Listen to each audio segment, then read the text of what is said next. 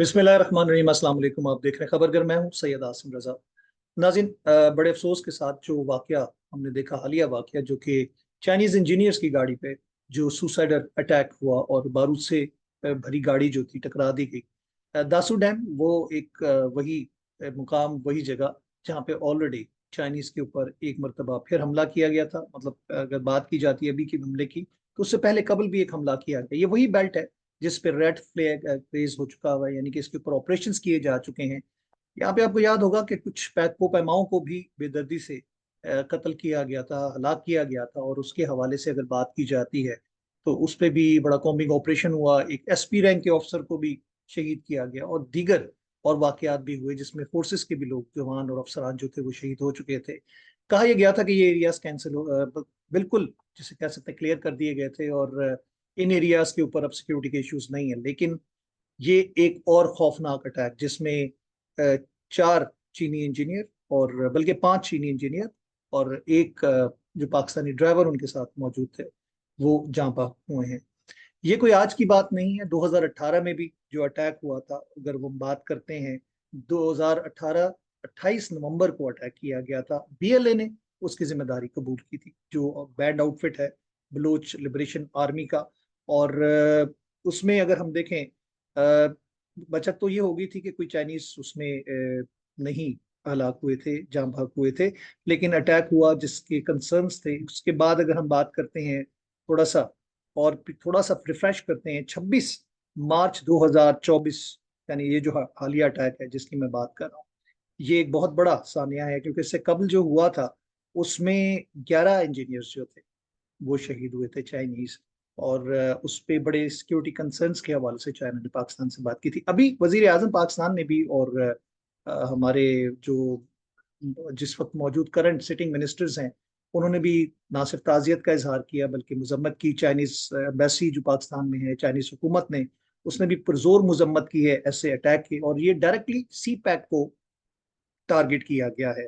लेकिन इसके तनाजुर में चल क्या चीजें रही हैं उसको मैं देखूंगा। लेकिन पहले थोड़ा सा आगे बढ़ते हैं। और 2021 को 28 जुलाई को वाकया हुआ था। और इसमें दो चाइनीज जो थे उनको कराची में हलाक किया गया था। एक मोटरसाइकिल सवार गनमैन ने उनके ऊपर फायर खोला था और वो उसमें हलाक हुए थे। ये भी बड़ा अफसोसनाक वाकया था, इसकी भी बड़ी मजम्मत की गई। और बारहा चाइनीज जो गवर्नमेंट है और ऑफिशियल्स हैं, वो सिक्योरिटी कंसर्न्स का इजहार करते रहे। पाकिस्तान आर्मी की जानिब से, सिक्योरिटी फोर्सेस की जानिब से बाकायदा एक ब्रिगेड, मेरे ख्याल से पूरी, बल्कि एक डिव कह लें तो पूरा, वो उसके ऊपर मुख्तस किया गया है और उसकी सिक्योरिटी के लिए मामूर किया गया है।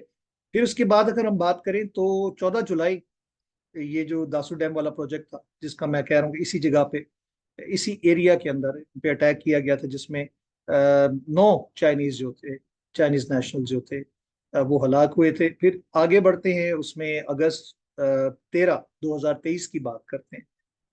चार चाइनीज जो थे, कराची यूनिवर्सिटी जामिया कराची के अंदर एक बीएलए की खातून सुसाइडर ने उनकी गाड़ी पे अटैक किया, जिसमें ये चार जो चाइनीज नेशनल्स थे वो जाँ बहक हुए थे। इस तरह के पैदर पै वाकयात की अगर हम बात करें, और उसमें बीएलए की जिम्मेदारी, मतलब मजीद ब्रिगेड के उसके हवाले से कहा जाता है कि वो जिम्मेदारी कबूल करते हैं। ये वो बैंड आउटफिट्स हैं जो कि अफगानिस्तान और ईरान के सरहदी इलाकों में छुप के पाकिस्तान पे अटैक करते हैं। पाकिस्तान के ऊपर, पाकिस्तान की सलामती के ऊपर, गवादर के ऊपर बात की जाती है। इसके अलावा हम बात करते हैं जनाब, ये जो मामलात हैं, मतलब अभी गवादर के हवाले से देखा जाए तो गवादर पोर्ट अथॉरिटी के ऑफिस के ऊपर जिस तरह हमला किया गया, वो भी बीएलए की जानिब से किया गया। फिर अभी हालिया जो तुर्बत में बेस, एयरफोर्स नेवल बेस के ऊपर हमला किया गया, एक बड़ा स्ट्रेटेजिक पॉइंट था वहाँ पे। अल्हम्दुलिल्लाह वहाँ पे सिक्योरिटी फोर्सेस की जिसे कहते हैं ना कि बड़ी जामे कार्रवाई के बाद ना सिर्फ उन दहशतगर्दों को जन्म हासिल किया गया, उनका कला कमा किया गया, बल्कि स्ट्रेटेजिक असासों को भी बचा लिया गया। तो ये हो क्यों रहा है? हम गुज़िश्ता चंद दिनों से, बल्कि मैं इस बात को देख रहा हूँ और सोच रहा हूँ कि अफगानिस्तान के तनाजुर में जो कुछ बात की जा रही है और जो कुछ हो रहा है। हम 2 साल पहले तकरीबन जो बात हुई, तालिबान ने फॉल ऑफ काबुल का जिक्र आया जब, तो वो जब टेक ओवर करके पहुंचे, तो जो असलहा अमेरिका छोड़ के गया था, या अफगान फोर्सेस को, जो अब कहता है कि मैंने अफगान फोर्सेस के लिए छोड़ा था या उनको देकर आया था, लेकिन वो जाते जाते बहुत कुछ छोड़ गए थे जो कि आज पाकिस्तान के खिलाफ इस्तेमाल किया जा रहा है, जिसके ऊपर इज़हार तशवीश जो है पाकिस्तान हुकूमत की जानिब से हालिया होने वाले वाक़यात और गुज़श्ता चंद माह से बढ़ती हुई दहशत गर्दी के वाक़यात में वो तमाम असले दिखाया जा चुका है जो कि अमरीकी छोड़ के गए थे, और ख़तरनाक तरीन वेपन जो हैं वो पाकिस्तान के खिलाफ इस्तेमाल किए जा रहे हैं। यही कंसर्न्स थे पाकिस्तान के, यही कंसर्न्स हैं अभी भी। और अभी जो हालिया एक और वाक़या था जिसमें सिक्योरिटी फोर्सेस के अफसर और जवान शहीद किए गए थे वजीरिस्तान में, और शुमाली वजीरिस्तान में चेक पोस्ट पे जो अफगानिस्तान के बॉर्डर से पकीतिया खोस्त के मुकाम पे जो भी दुश्मन के ठिकाने हैं, जो दहशत गर्दों के ठिकाने हैं, वहां से हमला किया गया। और उसके जवाबी कार्रवाई में जो मोस्ट वांटेड वहाँ पे तालिबान थे या दहशतगर्द थे टीटीपी के, उनको हलाक किया गया। नए से नए ग्रुप आ जाते हैं, नए ब्रांड के, नए स्टिकर लगा के, नए नाम से, लेकिन पीछे है क्या? अगर हम माजी की हिस्ट्री में भी देखें तो तालिबान का जो अफगानिस्तान के अंदर कंट्रोल आने के बाद से हमें ये बारहा इस चीज़ के ऊपर ये यकीन दहानी कराई गई कि इस सॉइल को, यानी सरजमीन को, दूसरे ममालिक के लिए, बिलखसूस पाकिस्तान के लिए इस्तेमाल नहीं होने दें, जो कि पाकिस्तान की हमेशा से कंप्लेंट रही कि अफगानिस्तान के अंदर जिसे कहते हैं सेंचुरीज हैं, हार्बर किया जाता है टेररिज्म। और इंटरनेशनल फंडिंग से खासतौर पर भारत और दीगर ममालिक, मोसाद, एनडीएस नेक्सस की बात की जाती थी, और दीगर एजेंसीज भी वहाँ पे मौजूद है जो फंड करती हैं, ना सिर्फ ट्रेनिंग कैंप्स है, और पाकिस्तान पे हमला आवर होते हैं, पाकिस्तान की मैशत को नुकसान पहुंचाते हैं, पाकिस्तान की सालमियत को नुकसान पहुंचाने वाले वो दुश्मन वहाँ पे प्रॉक्सीज रखते हैं। अब इन प्रॉक्सीज के हवाले से बात की जाए, अभी भी कहा जाता है 20 ग्रुप्स दहशतगर्द जो वहाँ पे मौजूद हैं, जिसमें ISIS है, IS जिस नाम से भी पुकारें, मतलब इस्लामी स्टेट के नाम से, इस्लामी स्टेट ने इसकी जिम्मेदारी कबूल की, ये नाम जो भी चेंज कर लें। लेकिन अगर हम देखें तो इसके रिसोर्सेस और सारे ताने बाने जो हैं वो भारत से जाके जुड़ते हैं, और इसकी फंडिंग जो है वो सारी बैन अवी फंडिंग है। कुन्नड़ नूरिस्तान का हम बहुत ज्यादा जिक्र कर चुके हैं पहले भी, जो 16 कॉन्सुलेट्स बनाए गए थे पाकिस्तान के एडजस्टेंट बॉर्डर के साथ साथ, उनका मकसद ही यही था कि वहाँ पे तामीरात के नाम के ऊपर वहाँ पे फंडिंग की जाती थी, यहाँ से दहशतगर्द भागते थे, मुल्क दुश्मन अनासिर वहाँ पे जाके पनाह लेके, ट्रेनिंग लेके, पैसा लेके पाकिस्तान पर हमला आवर होते थे। अभी भी बलोच मिसिंग पर्सन के नाम पे जो ड्रामा रचाया गया पाकिस्तान के अंदर, उसके अंदर देखें जो मतलूबा अफराद थे जिनको पाकिस्तान अपनी वांटेड लिस्ट में शामिल कर चुका है, जो कि मुल्क से फरार हो चुके थे, जिनको मिसिंग पर्सन में नाम डाल दिया गया था, वो वहाँ अफगानिस्तान में और उन इलाकों में जो ईरान से मुतसिल इलाके हैं या उसके बॉर्डर के एरियाज हैं, वहाँ पे ट्रेनिंग करते हैं, वहाँ पर असला उनको दिया जाता है, वहाँ पर फंडिंग की जाती है, वो पाकिस्तान पे आके हमले करते हैं। और इन हमलों में जो शहीद किए गए पाकिस्तानी अफसरान, फौजी अफसरान, या फिर जो सिक्योरिटी फोर्सेस के लोग थे, तो उसके बाद जो हमने देखा कि वहां पे जो दहशतगर्द मारे गए वो थे जो कि उन मिसिंग पर्सन की लिस्ट में थे, जिसके हवाले से हाईकोर्ट में ये लिस्ट जमा भी करा दी गई थी वजारत दिफा की जानिब से, और कह दी भी गया था कि जो ये लिस्ट में नाम है ये मोस्ट वांटेड है, और ये पाकिस्तान में है ही नहीं, ये मुल्क से फरार हैं, और इनको मिसिंग पर्सन में डाल दिया गया। एक ये तनाजुर था। दूसरी तरफ तालिबान की हुकूमत जो है उन्होंने भी इसमें खामोशी इख्तियार इसलिए की हुई है। एक तो उनके अंदर खामोशी से मुआहदा ये है कि हमारे मुल्क के अंदर आप कुछ ना करें, बाहर जाके जो मर्जी करें। तो ये एक ऐसा नैरेटिव है जो कि बहुत खतरनाक है इस रीजन के लिए, चाहे ISIS हो या IS हो या फिर अलकायदा हो या कौन सी जमात नहीं है, खुरासान की बात कर ली जाए या गुल बहादुर ग्रुप की बात कर ली जाए, तो ये तमाम चीजें एक ही जगह मरकूज हो जाती हैं जाके। और एक जमाने में अजीत दोवाल ने कहा था हम कंसोशियम बनाने की कोशिश कर रहे हैं जिसमें ISIS, अलकायदा, तालिबान और इन सबको मिलाकर एक फोर्स बनाएंगे, और पाकिस्तान के ऊपर जिस तरह उन्होंने कन्फेशनल स्टेटमेंट्स दी थी और देते आ रहे हैं, उन्होंने कहा था कि जी इस वक्त हम पाकिस्तान को ब्लीड करें। तो ये बज़ाहिर अल्फाज नहीं है, वो कहते हैं ना, action speaks louder than words. आप APS की बात करते हैं, APS का जब मामला हुआ, अभी मीडिया में, पाकिस्तानी मीडिया में रिपोर्ट्स आना नहीं शुरू हुई थी, आपके भारतीय जो जनरल हैं या उनके वजीर हैं, उनके बयानात आने शुरू हो गए थे कि अभी और बात की इतलात आएंगी, अभी और धमाके होंगे, और इस तरह की, जो कि अभी हमारे पाकिस्तानी मीडिया, हमारे सोर्सेस के पास कुछ खबर थी भी नहीं। तो ये वो तमाम मराहिल हैं जिनको गुजरने के बाद आज फिर हम इस मकाम पे खड़े हैं कि चीन, जो कि CPEC BRI के हवाले से जब बात की जाती है, उसका एक जैसे कह सकते हैं ना कि गेटवे प्रोजेक्ट है, और पाकिस्तान और चीन के लिए और इस खत्ते के लिए एक तरक्की की शारा है, गेम चेंजर हम इसको कहते हैं, जिसको भारत को हमेशा से तकलीफ रही। 2013 में नरेंद्र मोदी ने आते ही राजनाथ सिंह, और उसके बाद अगर हम बात करते हैं जो रॉ का चीफ था, उसके राजेंद्र नाथ सिंह को उसको कहा कि जी एक स्पेशल सेल मैं बनाने लगा हूं, और ऐलान किया कि हम सी पैक को रोकने के लिए हर मुमकिन इकदाम करेंगे। और उसके लिए उन्होंने फंड मुख्तस किए। अलल ऐलान उन्होंने कहा कि हम इसको बनने नहीं देंगे। तो मतलब दहशतगर्दी की बात की जाती है। इसी तरह अगर हम बात करते हैं कालाबाग डैम के हवाले से, उसको पोलिटिसाइज करवाने में, उसको रुकवाने में भारत का हाथ था। और वो डैम ना बनवाने के लिए कि जी पाकिस्तान जो है उसके एनर्जी प्राइसेस आएंगे, पानी का मसला, उसके पीछे पाकिस्तान को पानी रोकने के हवाले से भी बात की जाती है। तो ये वो तमाम चीजें हैं जो कि भारत को कभी भी हजम नहीं होगी। पाकिस्तान अपने दूसरे मरहले में दाखिल हो चुका है सी पैक के। और सेकंड फेज जो है, इसमें हम इकोनॉमिक जोन्स की भी बात करेंगे। कुछ पहला फेज स्लो इन हालात की वजह से भी रहा, दहशतगर्दी के तनाजुर में, सिक्योरिटी के कंसर्न्स के हवाले से। लेकिन अब जैसे ही सेकंड फेज शुरू हुआ, हमने देखा ये मामला शुरू हो गए। पाकिस्तान ने ईरान पे जो अटैक किया, ईरान की तरफ से जो क्लेम किया गया और ब्लेम किया गया पाकिस्तान को, वहां से कार्रवाई, जो मिसाइल फेंके गए, उसके बाद पाकिस्तान की बड़ी मौसर कार्रवाई।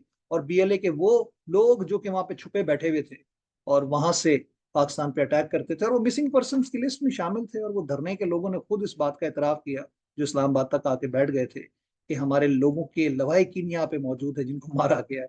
और ये वही थे जिनकी तस्वीर लेके वो बैठे हुए थे कि ये पाकिस्तान की सिक्योरिटी एजेंसीज ने इनको उठा लिया, ये इंटेलिजेंसिया ने इनको उठा लिया है। उसके साथ साथ ये बीएलए की बात की जाए, तो दूसरी तरफ ये अफगानिस्तान के अंदर आईएस की बात की जाए, आईएसआईएस की बात की जाए, ये कहानी सारी एक ही तरफ जाती है। इसके अंदर कोई तफरीक नहीं है। नाम से चेहरे नहीं बदलेंगे, नाम से दुश्मन नहीं बदला जा सकता। जितने भी नाम रख लें, ये सारे, इनको इस्तेमाल किया जाता है, दे आर पेड मशीनरीज। और ये इस वक्त इस एजेंडे पे हैं जो कि इस रीजन के लिए बहुत बड़ा खतरा बन चुके हैं, पाकिस्तान के लिए बहुत बड़ा खतरा बन चुके हैं। अब ये 20 ग्रुप जो है, जिनके मैंने कुछ के नाम लिए, ये वही हैं जो कि इन्हीं की शाखें हैं। और एक खामोश मुआहदा जो कि अफगान तालिबान हुकूमत की जानिब से उनके साथ किया गया हुआ है। और उसके आपने देख लिया नज़ारे, कुछ वीडियोस भी लीक हुई पाकिस्तान पे अटैक करने के लिए किस तरह किया जा रहा है, और किस तरह वो जो उनके हामी ग्रुप के लोग हैं उस अटैक में शामिल होते हुए नजर आ रहे हैं और बातें जो कर रहे हैं। तो ये आज का सिलसिला नहीं है, लेकिन हमें अब अफगानिस्तान में जब हमने कार्रवाई की तो उन्होंने धमकी दी थी। और मैं अपने पिछले वीलॉग्स में ये बात कह चुका हूँ कि वो जंग टैंकों या जहाजों से नहीं करते। उन्होंने गुरिल्ला वॉरफेयर जो उनको सीखा हुआ है, उन्होंने दहशतगर्दी करनी है, और उसके लिए हमें मुहतात होना पड़ेगा। हम अगर बॉर्डर क्रॉस करते हैं तो उनके लिए लैंडलॉक कंट्री है, उनके लिए सांस लेना मुश्किल हो जाएगा, उनकी अद्वियात बंद हो जाएंगी, उनकी खुराक बंद हो जाएगी, उनकी तजारत बंद हो जाएगी। तो हम क्यों नहीं लेते हैं? उसके बजाय हमने देखा कि हमारा एक वफ्द जो है वो उनसे मुलाकात करने पहुंच गया ट्रेड के हवाले से। तो मेरा ख्याल है कि हमें बड़े संजीदा नौयत के अब इकदाम उठाने पड़ेंगे, क्योंकि चीन के लिए वो कहते हैं ना, सब्र की अब इंतहा हो गई। बेशक उनको मालूम है कि इसके पीछे कौन है जो कि पाकिस्तान और चीन के ताल्लुकात को और सी पैक को डैमेज करना चाहता है। दुश्मन की तो ये ख्वाहिश है, लेकिन इंशाल्लाह अल्हम्दुलिल्लाह पाकिस्तान अपने मकसद में भी कामयाब होगा। पाक चीन दोस्ती हमेशा से कायम है और कायम रहेगी। लेकिन जो कुछ पाकिस्तान देख रहा है और पाकिस्तान फेस कर रहा है, जहां तक इकोनॉमी को क्रश कर दिया गया, 20 साल दहशतगर्दी पाकिस्तान पर मुसल्लत करके, हमारे पड़ोस में अफगान फोर्सेस और साथ साफ फोर्सेस, जिसको हम नेटो फोर्सेस कहते हैं, चाहे 48 ममालिक की फोर्सेस मौजूद थी, उसके बावजूद उनकी नाक के नीचे दहशतगर्द बैठ के पाकिस्तान पे हमले करते थे, जिसका कंसर्न पाकिस्तान ने कई मरतबा शो किया। ट्राइपाटाइट कमीशन बनते रहे, इंटेलिजेंस शेयरिंग की बात होती रही, और पाकिस्तान पे डू मोर का मुतालबा होता रहा। हमेशा पाकिस्तान को कहा जाता रहा कि जी शुमाली वजीरिस्तान में ऑपरेशन करें। होता यह था, पाकिस्तान जब भी ऑपरेशन करता था, दहशतगर्द यहाँ से भाग के अफगानिस्तान में पनाह लेते थे, और वहां पे पनाह लेने के बाद वो फिर मजबूत होके पाकिस्तान पे हमलावर। और पाकिस्तान की तरफ से यही कंसर्न होता था कि दूसरी जानिब से भी उसी तरह का ऑपरेशन या सख्ती की जाए ताकि ये लोग भाग ना सकें। लेकिन वहां पे उनको पनाह दी गई, भारत वहां पे मौजूद था और आज भी मौजूद है। वो कॉन्ट्रैक्टर्स जो कि सीआईए के या दूसरी इंटरनेशनल मोसाद वगैरह की हम बात करते हैं, एजेंसी जो पाकिस्तान के लिए वहां पे काम कर रही हैं, वो आज भी मौजूद है, चाहे वो ब्लैक वाटर की सूरत में हो या जी वर्ल्ड वाइड की सूरत में हो या किसी और स्पाइडर यूनिट की सूरत में हो। तो उनका काम ही यही चीजें प्लान करना है। और इन्हीं हुलियों में जो कि आप इन तालिबान के और खुरासान के, ये जो एक आईएस के नाम से आ गई, आईएसआईएस के नाम से आ गई, उसके अंदर वो लोग मौजूद हैं जो कि ना सिर्फ प्लान करते हैं बल्कि फंडिंग करते हैं। आपको रेमंड डेविस भूला नहीं होगा। तो पाकिस्तान ने हमेशा ट्राइपाटाइट कमीशन में भी इंटेलिजेंस शेयरिंग की, और पाकिस्तान ने अपने अहदाफ ना सिर्फ हासिल किए बल्कि तमाम मालूमात शेयर करता था। लेकिन दूसरी जानब से अफगान फोर्सेस और नेटो फोर्सेस या 48 ममालिक के साफ फोर्सेस जो थी, वो अपने गोल पोस्ट चेंज करते रहे।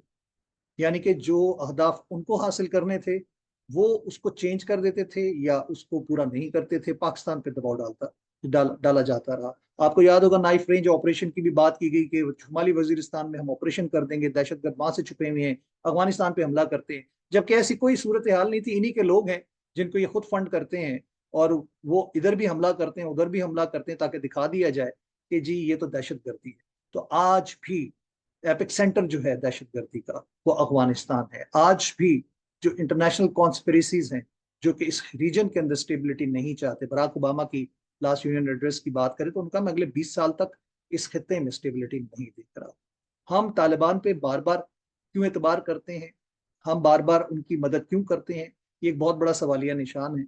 हम 4 नस्लें उनकी अपने घरों में रख के अपने साथ पाल के जिसको बड़ा कर चुके हैं, जवान कर चुके हैं, उसके बाद भी हमें जाके वो पाकिस्तान को गालियां देते हैं जो कि हमारा खाते रहे और यहाँ से जाके गालियां देते हैं। आज गैर कानूनी गैर जो मुकीम पाकिस्तान में लोग थे अफगान शहरी उनको निकाला गया तो उस पर गुस्से का इजहार किया जा रहा है, जबकि पाकिस्तान के अंदर होने वाली हर दहशत गर्दी में अफगान जो लोग थे वो शामिल थे जो कि इलीगली या किसी और तरीके से भी पाकिस्तान दाखिल होते और पाकिस्तान में हमलावर होते चले जाते। यहाँ पर मौजूद अफगानी या उनके सहूलतकार जो थे वो उनको मदद फराहम करते, जिसके बस होने के बाद पाकिस्तान ने एक जिसे कहते हैं ना अपना सब्र का पैमाना जब लबरेज हो गया तो ये एक सख्त इकदाम उठाया। पाकिस्तान की इकॉनमी डैमेज हो रही है। अगर आज सलाला चेक पोस्ट की तरह जिस तरह वाकया हुआ और बॉर्डर बंद किया गया तो पाकिस्तान के अंदर महंगाई का तनासुब भी 100% कम होता नजर आएगा। हमें 7 महीने सलाला चेक पोस्ट के भूलते नहीं है। अशिया खुर्दोनोश, गोश्त, मिल्क, दूध वगैरह की जितनी अशिया होती हैं उसके बाद जितनी भी अजनास थी उनके रेट जमीन पे आ गए थे क्योंकि वो स्मगलिंग होती है और पाकिस्तान में उसकी किल्लत पैदा की जाती। और जब बॉर्डर बंद हो गया तो सब कुछ रुक गया, तो वही चीजें पाकिस्तान के इस्तेमाल में वापस आई और उनकी कीमतें भी कम हो गई। डिमांड एंड सप्लाई का जो रूल है उसको बिगाड़ पैदा किया जाता है स्मगलिंग के जरिए, बॉर्डर एरियाज के जरिए। तो ये एक ऐसी सूरत हाल है कि हमें इस वक्त फौरी तौर पे सोचने की जरूरत है। चीन इस मामले पे काफी कंसर्न है और बहुत ज्यादा इसे कह सकते तशवीश पाई जा रही है। पाकिस्तान से इस बात का मुतालबा भी किया गया है कि फौरी तहकीकात की जाए, एक ज्वाइंट इन्वेस्टिगेशन टीम बनाई जाएगी, उसमें चीनी हुकाम को भी शायद शामिल किया जाए जो कि डिमांड की जा रही है। उसके बाद हकाइक जानने के बाद दुश्मनों को पकड़ के कैफर किरदार तक पहुंचाने की बात की जा रही है और मजीद आगे सिक्योरिटी के हवाले से पाकिस्तान से मुतालबात किए जा रहे हैं। लेकिन ये मामला अब हम देख रहे हैं कि ये रुकने वाला नहीं है क्योंकि अफगानिस्तान के अंदर से जो आवाजें उठ रही हैं और खामोशी से जो तालिबान हुकूमत है पुष्ट पनाही कर रही है सब दहशत गर्दों की, तो मेरा ख्याल है कि पाकिस्तान को एक मौसर कार्रवाई की और बॉर्डर क्लोज करने की भी जरूरत है। उसमें हमदर्दी अब दिखाने की बिल्कुल जरूरत नहीं क्योंकि आप ओआईसी का इजलास बुलाते हैं, उनके पैसे रिलीज करवाने की अमेरिका से बात करते हैं, उनके फंड रिलीज हों ताकि इंसानी बुनियादों पर वहां पे अद्वियात और सामान या उनकी तनख्वाहों के पैसे चले जाएं। ये मेरे ख्याल से एहसान फरामोशी की एक हद हो चुकी है और इस पे अब हमें कोई सख्त एक्शन लेना पड़ेगा। मैं चाहूंगा आपसे इजाजत, अल्लाह ने के बाद।